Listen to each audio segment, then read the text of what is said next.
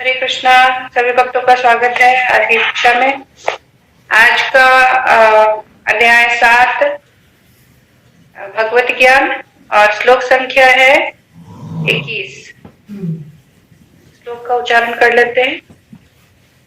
यो यो यायातनु भक्तम् श्रद्धयार्चितुम् इच्छति तस्य तस्य अचलाम श्रद्धाम् तामेव विद्यधामि अहम्। अर्थ, मैं प्रत्येक जीव के हृदय में परमात्मा स्वरूप स्थित हूँ। जैसे ही कोई किसी देवता की पूजा करने की इच्छा करता है, मैं उसकी श्रद्धा को स्थिर करता हूँ, जिससे वह उसी विशेष देवता की भक्ति कर सके। तात्पर्य श्रील प्रभुपाद के द्वारा। तात्पर्य, ईश्वर ने हर एक को स्वतंत्रता प्रदान की है। अतः यदि कोई पुरुष भौतिक भोग करने का इच्छुक है और इसके लिए देवताओं से सुविधाएं चाहता है, तो प्रत्येक हृदय में परमात्मा स्वरूप स्थित भगवान उसके मनोभावों को जानकर ऐसी सुविधाएं प्रदान करते हैं। समस्त जीवों के परमपिता के रूप में वे उनकी स्वतंत्रता में हस्तक्षेप नहीं करते, अपितु उन्हें सुविधाएं प्रदान करते हैं जिससे वे अपनी भौतिक इच्छाएं पूरी कर सके। कुछ लोग यह प्रश्न कर सकते हैं कि सर्वशक्तिमान ईश्वर जीवों को ऐसी सुविधाएं प्रदान करके उन्हें माया के पाश में गिरने क्यों देते हैं। इसका उत्तर यह है कि यदि परमेश्वर उन्हें ऐसी सुविधाएं प्रदान ना करे तो फिर स्वतंत्रता का कोई अर्थ नहीं रह जाता। अतः वे सबों को पूर्ण स्वतंत्रता प्रदान करते हैं, चाहे कोई कुछ करे। किंतु उनका अंतिम उपदेश हमें भगवत गीता में प्राप्त होता है। मनुष्य को चाहिए कि अन्य सारे कार्यों को त्याग कर उनकी शरण में आए, इससे मनुष्य सुखी रहेगा। अभी यहीं तक करते, फिर आगे करेंगे, है ना। तात्पर्य थोड़ा सा बड़ा है इसका, क्योंकि प्रभुपाद ने इतना अच्छा से इसका लिखा है। और इस श्लोक में हम देखेंगे ना, तो इसमें बार बार अहम, है ना, ये पूरे भगवत गीता में ही हम देखते हैं ना, तो भगवान बार बार बोलते कि अहम माम, है ना, मैं भगवान बोल रहे हैं। तो भगवान क्या बोल रहे कि मैं परम पिता हूँ, मैं तुम्हारा सबसे ज्यादा ध्यान रखने वाला हूँ, है ना। मैं सभी जितने भी प्राणी हैं उनका मैं जनक हूँ, और मैं क्योंकि परम पिता हूँ तो तुम मेरी बात सुनो, मेरी बात को समझो और उसे अपने जीवन में अमल करो। ये भगवान बोल रहे हैं बार बार, है ना। हर श्लोक में कहीं ना कहीं आ ही रहा है माम अहम, भगवान बोल रहे हैं, है ना। तो क्योंकि भगवान, ऐसे हम देखते हैं कि भगवान के ऐसा माना भी जाता है और ये बिल्कुल सत्य है कि भगवान की अनुमति के बिना एक पत्ता भी नहीं हिलता है इस जगत में, है ना। क्योंकि भगवान जो है वो हर जितने पूरी सृष्टि के निर्माता हैं और सृष्टि के संचालक भी हैं, है ना। और जितने भी जीव हैं, जीव मतलब क्या, जितने जीव इस धरा पे हैं, जो जीव इस धरा से ऊपर के लोग हैं, जैसे हम जानते हैं ना कि 3 लोक है ना, 3 लोक और 14 भुवन है।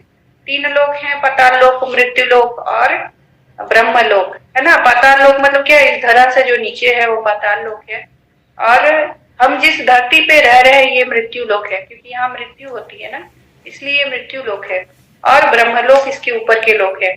और इनको 14 भुवनों में बांट दिया जाए ना, तो इस धरा से ऊपर उधर लोक और नीचे के जो है सारे के सारे, उनको कहते हैं अधोलोक। अधोलोक मतलब क्या है, वहां पे जिसकी गति अच्छी नहीं होती वो अधोलोक में जाते हैं, हम कहते हैं ना अधोलोक, है ना। तो अधोलोक जो कौन कौन से हैं, अगर एक बार इसको हम लोग देख ले थोड़ा सा, तो हमें समझने में और आसान हो जाएगा। ये भूलोक है जिस पृथ्वी पे हम रह रहे हैं, है ना। पृथ्वी जो है ये भूलोक है ना, इस पे हम रह रहे हैं। दूसरा क्या है कि भूअरलोक, है ना। भूअरलोक जहाँ की मतलब पृथ्वी से लेकर के सूर्य के बीच तक का जो लोक है ना, उसको कहते हैं भूअरलोक। और इस लोक में जितने अंतरिक्ष वासी, मतलब कि सोम देवता, मंगल देवता, बुध देवता, बृहस्पति देवता, ये सारे इसमें निवास करते हैं ना, भूअरलोक में, जो कि पृथ्वी से लेकर के सूर्य के बीच का स्थान है। फिर है स्वर्गलोक। स्वर्गलोक जो है वहां पे इंद्रादि देवता रहते हैं, है ना। स्वर्गलोक के राजा है ना इंद्र, वहां निवास करते हैं। और ये जो स्वर्गलोक है वो ध्रुव मंडल, सूर्य लोक से लेके ध्रुव मंडल तक है। कि ध्रुव को भगवान ने दिया था ना स्थान ध्रुव मंडल में, ध्रुव लोक में। तो सूर्य लोक से ध्रुव लोक तक स्वर्ग लोक है, जहाँ के राजा है इंद्र और भी आदि देवता वहां पे निवास करते हैं, है ना। उसके बाद है महलोक, जनलोक, तपलोक। तो महलोक में जितने जैसे भृगु मुनि, बहुत बड़े बड़े सिद्ध जन जो है ना, वो महलोक में रहते हैं। जनलोक में सनकादिक मुनि मुनि जो थे, है ना, जिन्होंने भागवतम का श्रवण किया था, है ना। तो सनकादिक मुनि ऋषिगण वहां निवास करते हैं। और तपलोक है, जहाँ पे मतलब बहुत दूर है तपलोक तो हमसे। वहां के देवता का नाम है बैराज, ना, बैराज है वहां के देवता। वो तपलोक में रहते हैं और बहुत दूर है वो, मतलब कि जनलोक से भी ना 8 करोड़ योजन दूर है, और एक योजन बहुत बड़ा होता है। ठीक है। फिर सत्यलोक है, जहाँ पे ब्रह्मा, बहुत श्रेष्ठ जो ऋषि मुनि होते हैं ना, श्रेष्ठ महर्षि होते हैं, और ब्रह्मा निवास करते हैं, है ना। तो सत्यलोक। लेकिन इन सारे लोकों से, सारे 14 भुवनों से भी ऊपर जो है वो है भगवान का नित्य गोलोक वृंदावन धाम, है ना। और ये जितने लोक हैं, जितने भुवन हैं, यहाँ पे जितने भी भुवन हैं, यहाँ पे प्रेम का दर्शन नहीं है ना। क्यों?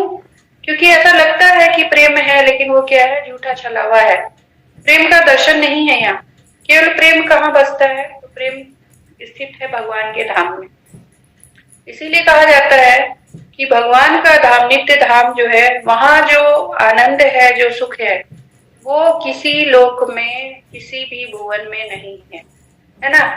तो ये श्लोक भगवान ने ये क्यों बोला है, तो इसको अगर हम समझे थोड़ा कि भगवान ने क्यों बोला, कि जिसकी स्थिति, जिसकी मन का भाव, क्योंकि भगवान जो है वो सभी जीवों के हृदय में स्थित है।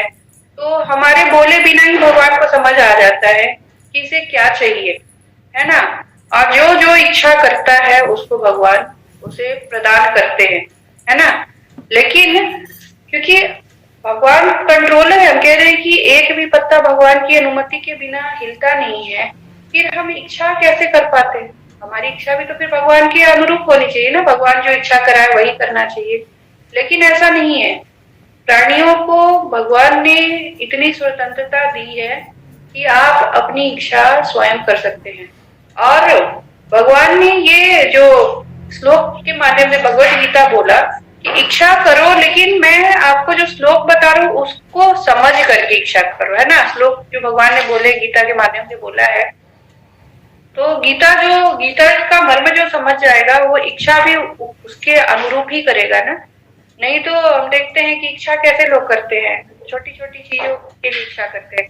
जैसे अगर हम देखें कि अर्जुन जब युद्ध क्षेत्र में गया, अर्जुन का जो रथ था, वो रथ उसे अग्निदेव ने दिया था।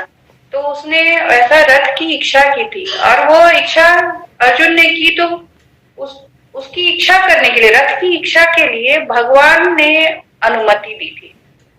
तो अगर भगवान जो जिस इच्छा को अनुमति देते हैं, है ना, भगवान के अनुरूप जो इच्छा हम करते हैं, तो उसको हम क्या कहेंगे कि हमारी जो स्वतंत्रता भगवान ने दी है उसका हमने सदुपयोग किया।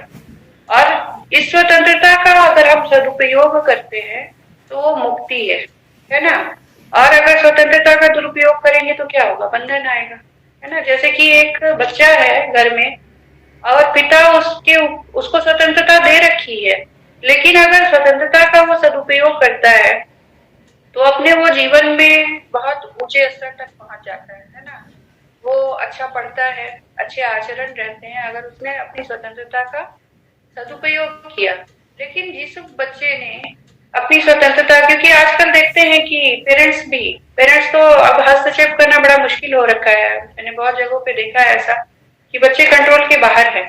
तो स्वतंत्रता दिया है पिता ने, लेकिन उस स्वतंत्रता का दुरुपयोग करते बच्चे। सारी सुविधाएं दे रखी हैं माता पिता ने, उनको मोबाइल दे रखा है, अच्छे कॉलेज में एडमिशन है, बढ़िया बढ़िया ड्रेसेस पहन रहे हैं, है ना। लेकिन उस स्वतंत्रता का वो दुरुपयोग करे, वो पढ़ने ना जा करके कहीं और चले जाते हैं, है ना, गलत संगति में है, तो दुरुपयोग करेंगे तो क्या होगा, कौन कष्ट में रहेगा, वो बच्चा जो है जो दुरुपयोग करेगा स्वतंत्रता का वही रहेगा। इसी प्रकार से अगर हम भी देखें कि भगवान ने हमें स्वतंत्रता दी है, इस स्वतंत्रता का हम कैसे उपयोग करें, है ना। अगर हमने मुक्ति के लिए इसका सदुपयोग किया तो हम भगवान के धाम पहुंचेंगे, लेकिन अगर हमने अपनी इच्छाओं को पूरी करने के लिए स्वतंत्रता को यूज कर लिया तो हम इस बंधन में बंधे रहेंगे और ये जितने 14 भुवन है ना, इन्हीं में हम घूमते रहेंगे। क्योंकि हमारी इच्छा जैसी होती है ना, कहते हैं ना कि हमें ऐसा इच्छा इच्छा भी हम करते हैं ना, तो क्यों करते इच्छा, उसका भी एक रीजन है कि इच्छा का संबंध हमारे पूर्व जन्म के कर्मों से है ना।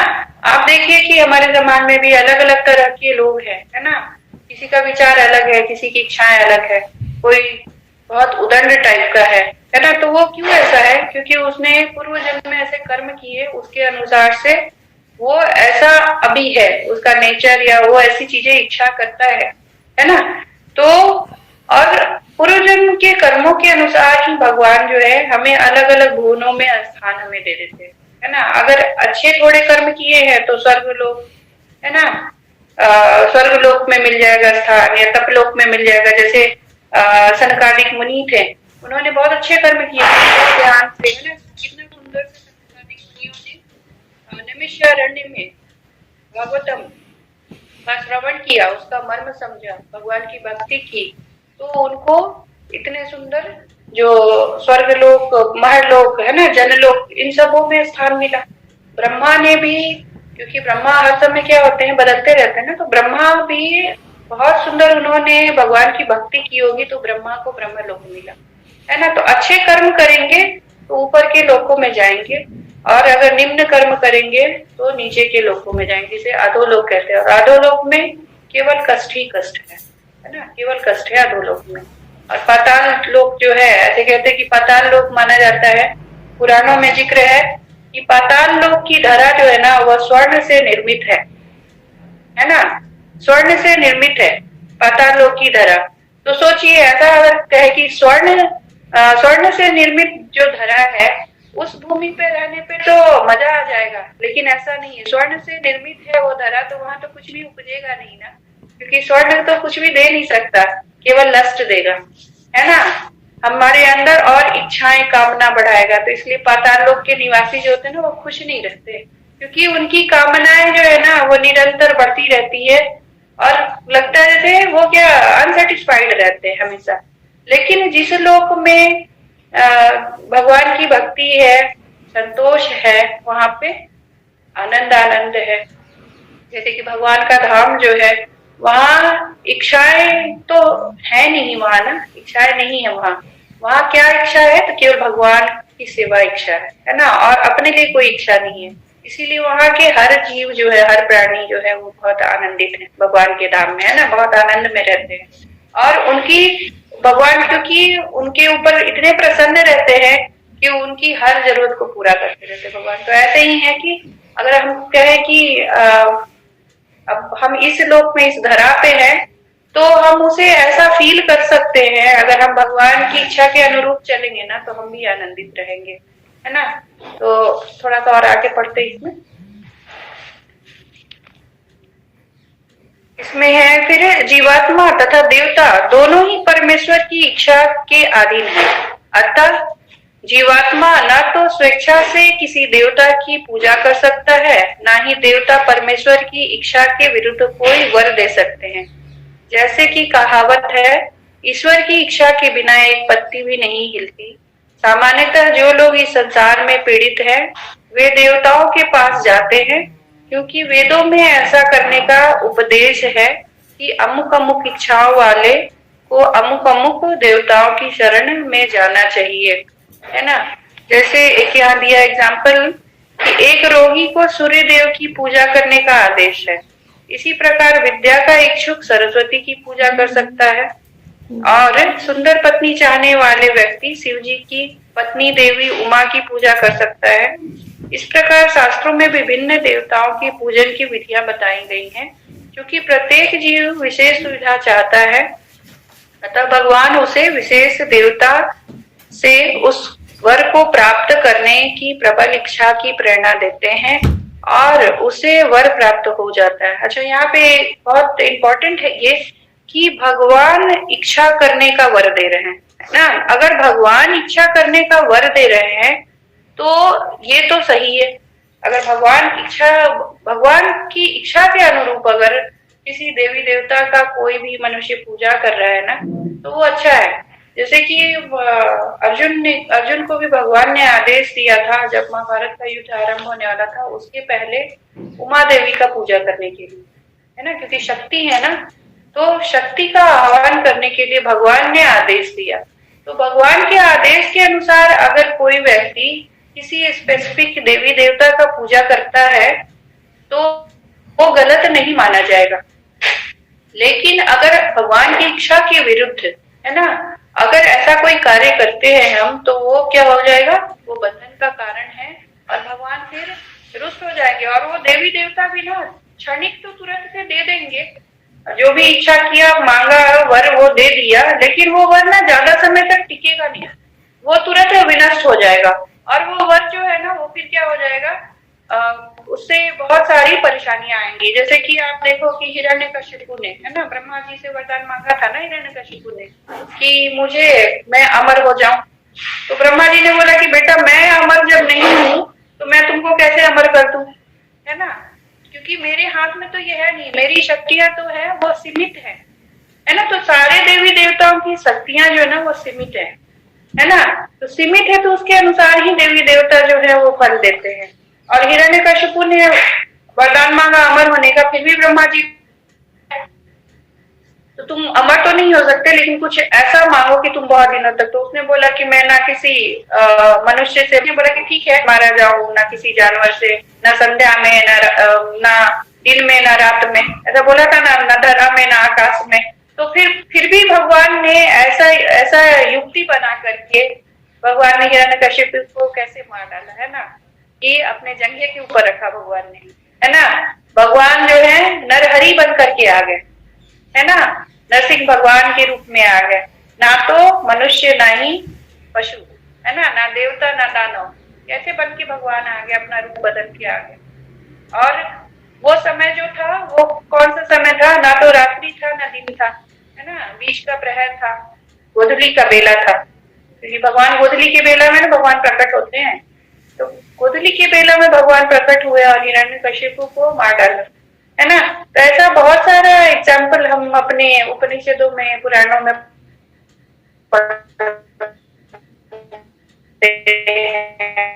कि वो तो भस्मासुर वाला भी है। भस्मासुर ने कैसे भगवान से, शिव जी की तपस्या की, उसने वर मांग लिया और कि मैं जिस पे हाथ रखूं वो भस्म हो जाए।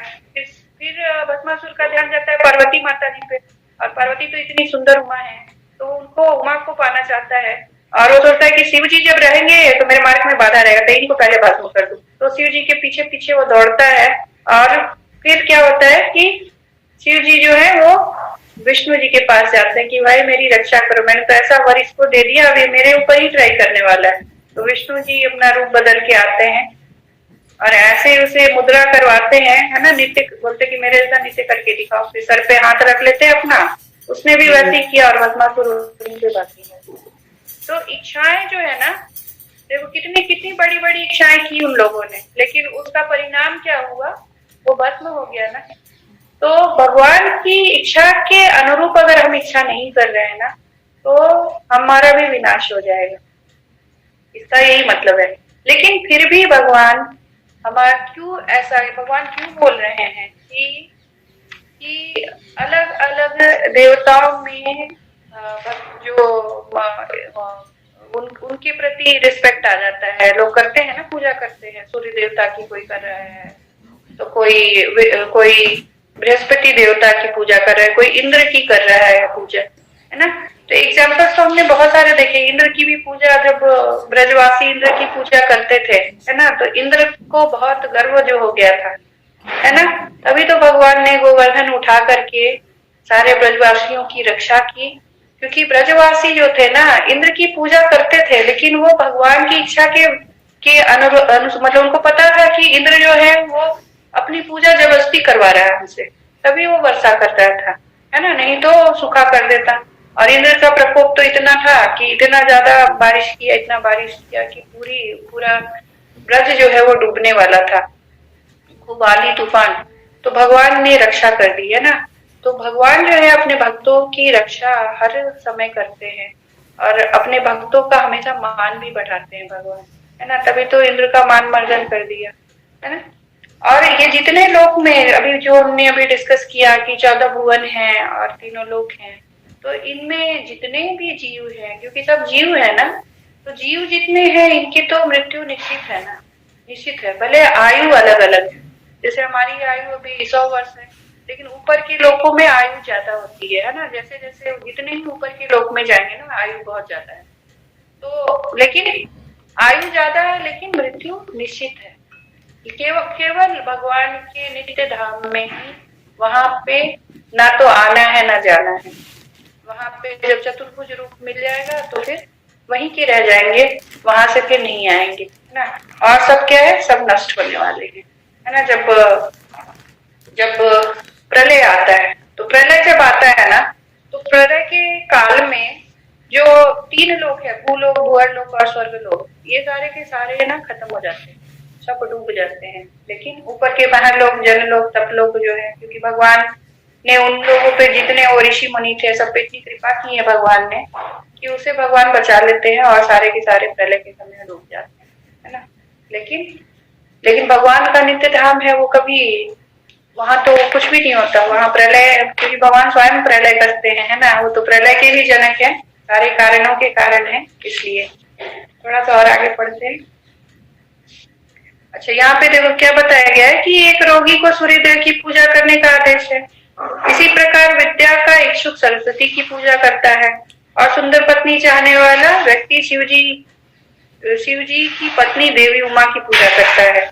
इस प्रकार शास्त्रों के विभिन्न देवताओं की पूजन की विधियां बताई गई हैं। चूंकि प्रत्येक जीव विशेष सुविधा चाहता है, अतः भगवान उसे विशेष देवता से उस वर को प्राप्त करने की प्रबल इच्छा की प्रेरणा देते हैं, और उसे वर प्राप्त हो जाता है। किसी विशेष देवता के पूजन की विधि भी भगवान द्वारा ही नियोजित की जाती है ना। देवता की पूजन विधि, हर देवता की पूजन विधि अलग अलग है, तो वो भी भगवान के द्वारा ही नियोजित है।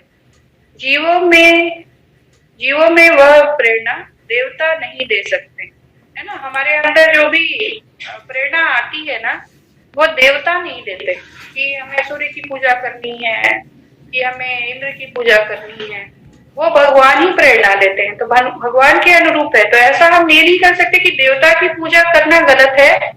लेकिन लेकिन देवता की पूजा करने से क्या होता है, ये भी भगवान ने आगे बताया है कि उनमें ही भक्ति अगर स्थित हो जाएगी, क्योंकि देवता जो है वो सीमित, उनका वर भी सीमित होता है और वो भी नष्ट होने वाला है। तो जब वर नष्ट हो जाएगा तो वापस से हम उसी कंडीशन में आ जाएंगे, है ना। तो क्यों ना ऐसे शरण में जाए जहाँ की परमानेंट हमारे सारे दुखों का सलूशन हो जाए, है ना। तो परमानेंट कहाँ सलूशन होगा, तो भगवान के चरणों में ही हो सकता है, क्योंकि भगवान के अंश है, सारे देवता भी है ना भगवान के अंग हैं। जैसे कि एग्जाम्पल अगर लें तो एक देश है, देश का अगर राष्ट्रपति है ना, या प्रधानमंत्री है, तो प्रधानमंत्री जो है वो सारे कार्य खुद नहीं करता। प्रधानमंत्री सारे कार्य खुद नहीं करता ना, उसके कैबिनेट के मिनिस्टर्स होते हैं। कैबिनेट के मिनिस्टर्स जो होते हैं उनको अलग अलग, जैसे डिफेंस मिनिस्टर है, फिनांस मिनिस्टर है, हेल्थ मिनिस्टर है, तो सब अलग अलग डिपार्टमेंट के मिनिस्टर्स होते हैं और वो अपने अपने डिपार्टमेंट को संभालते हैं। तो उसी प्रकार जितने देवी देवता है वो अलग अलग डिपार्टमेंट को संभाल के रखा है। वरुण देवता वायु के है ना। ब्रह्मा जी है, वो जीवों की उत्पत्ति करते रहते हैं, जीव बनाते रहते हैं अलग अलग डिजाइन के और भेजते रहते हैं अलग अलग लोकों में। फिर आरती बंद कर दे, लाइट उसको बंद कर, पंखा बंद कर, ये गेट इधर ले।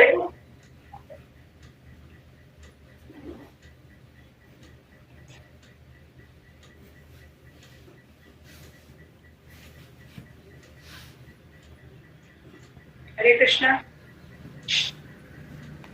तो अभी हम कहाँ थे? ब्रह्मा जी जो है अलग अलग जीवों को बनाते रहते हैं और भेजते रहते हैं। तो ये सारा जो है ना कार्य सबका डिवाइडेड है, लेकिन सुप्रीम कौन है? भगवान है। और जैसे प्रधानमंत्री के आदेश के अनुसार ही कैबिनेट मिनिस्टर वर्क करते हैं, तो उसी तरह जितने देवी देवता हैं वो भगवान के आदेश के अनुसार ही वो वर्क देते हैं। अगर भगवान की इच्छा नहीं होगी ना, तो आप लाख इंद्र देवता की पूजा करते रहिए, लेकिन इंद्र देवता बारिश नहीं करेंगे, है ना। आप उमा की पूजा करते रहिए, है ना, लेकिन उमा जो है वर नहीं देंगी, शक्ति नहीं देंगी, जब तक भगवान का आदेश नहीं होगा उमा को, क्योंकि वो भगवान की भक्त है ना उमा, है ना। तो शक्ति जो भगवान के अंतर्गत है, शक्ति भगवान के शरण में है, तो भगवान की बातें मानती हैं।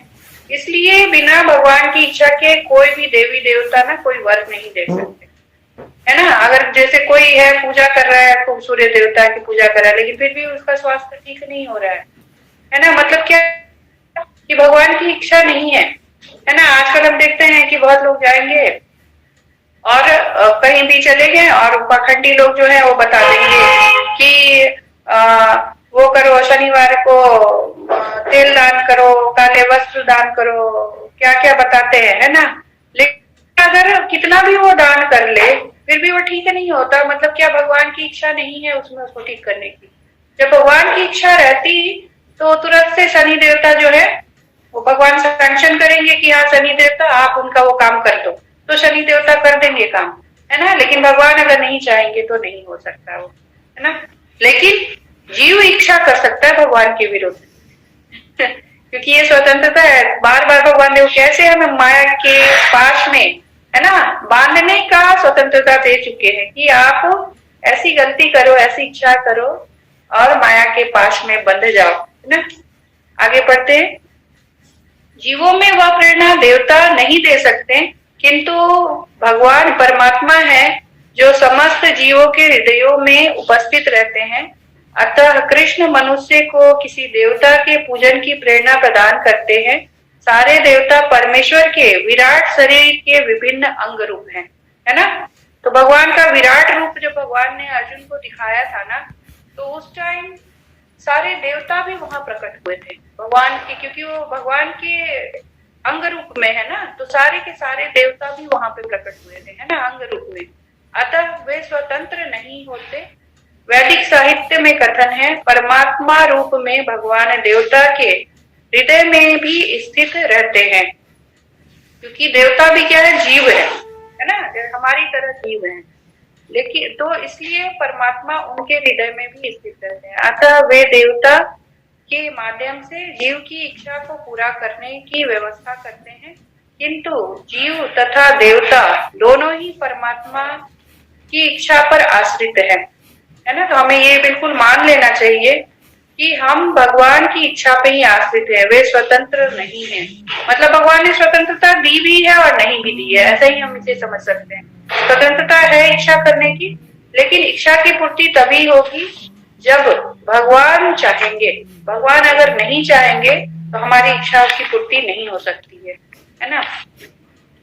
एक श्लोक है 5.19, है ना। 5.19 को अगर हम देखें, 5.19 भोक्ताराम लोक महेश्वरम, है ना, भगवान ने बोला है ना उसमें, उस श्लोक को निकालेंगे अगर पढ़े तो।